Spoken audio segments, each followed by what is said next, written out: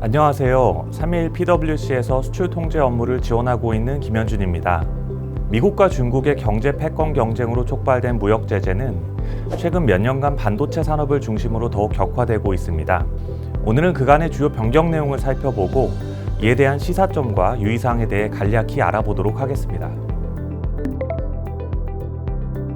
미국의 대중국 수출 통제는 자국산 품목과 기술이 중국에 유입되는 것을 통제해서 중국 반도체 산업의 성장을 막고 자국의 경제와 무역 안보를 강화하기 위해 마련한 조치입니다.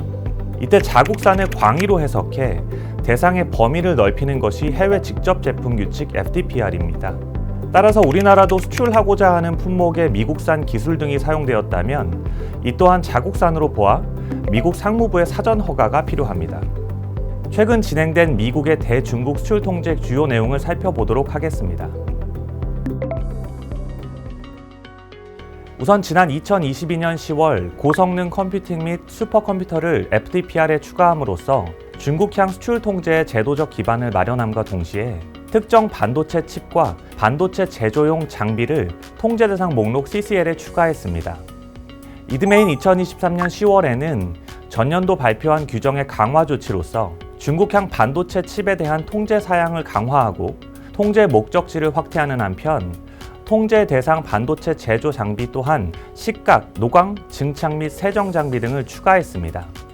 아울러 우려거래 대상자, 즉 엔터티 리스트상에 중국 반도체 관련 업체 13개사를 추가 등재했습니다.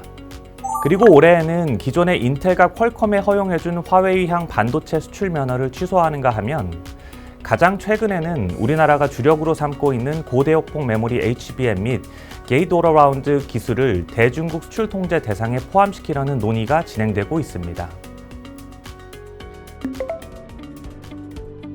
이 같은 규제 대상의 확대는 우리 기업이 풀어야 할 새로운 과제를 제시했는데요.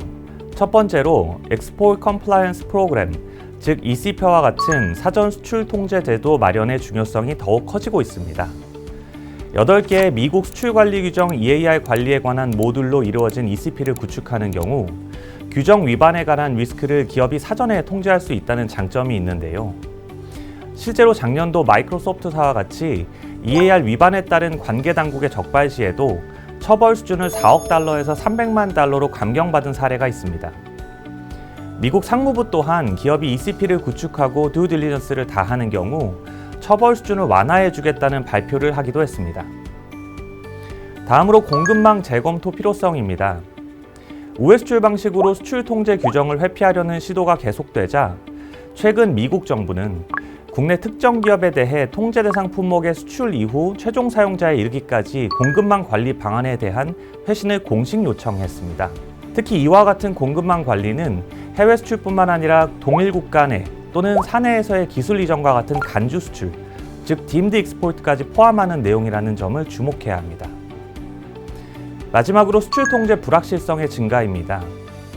미국의 대중국 수출 통제 조치가 계속 강화되고 있는 상황에서 미 전략국제문제연구소 CSIS를 포함한 주요 글로벌 반도체 업계는 이러한 통제가 과도하다고 보고 있습니다. 최선당 공정 반도체를 대상으로 제한적인 일몰제, 즉 선셋 룰 적용처럼 그 대상을 구체화할 필요가 있다는 것입니다. 나아가서는 기존의 바세나르 체제 대신 한국과 호주를 더한 G7처럼 실효성 있는 다자간 국제체제의 역할도 언급되고 있습니다.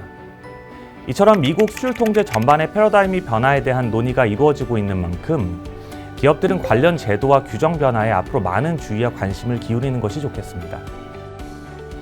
오늘 말씀드린 내용이 조금이나마 도움이 되시기를 바라며 궁금하신 부분은 언제든지 3일 PwC 전문가에게 연락 주시기 바랍니다. 감사합니다.